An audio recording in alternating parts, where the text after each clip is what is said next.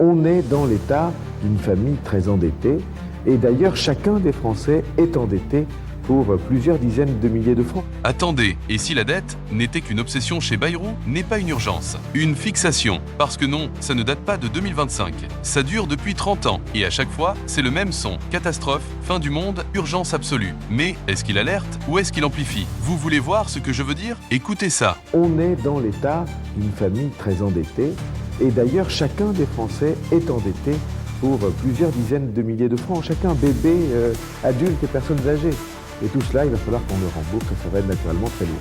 Nous sommes le pays en Europe qui a le déficit le plus important. Ça veut dire qu'on vit à crédit. Et le crédit, naturellement, il faudra le payer. Si on ne met pas au premier plan la question du déficit et de la dette, alors on est porté à dire tout est possible.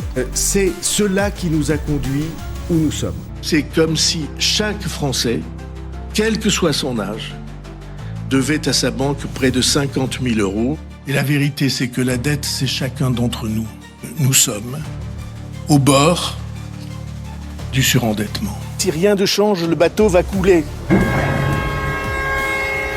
Vous avez entendu? Ça vient des années 90. Toujours le même message. C'est grave. C'est trop tard. Sauf que, est-ce qu'il est le seul à avoir vu le truc? Ou le seul à tourner en boucle? Deux versions. Soit il est le seul honnête depuis 30 ans et on aurait dû l'écouter. Soit il a un rapport un peu trop sérieux avec la dette et il transforme un chiffre en angoisse permanente. Il nous alerte? Ou il nous monte la tête depuis 30 ans? Et surtout, si on l'avait suivi, on serait sauvé? Ou juste plus stressé que jamais? Et vous pensez quoi? Bayrou avait raison depuis le début? Ou il en rajoute chaque fois qu'on lui tend le micro?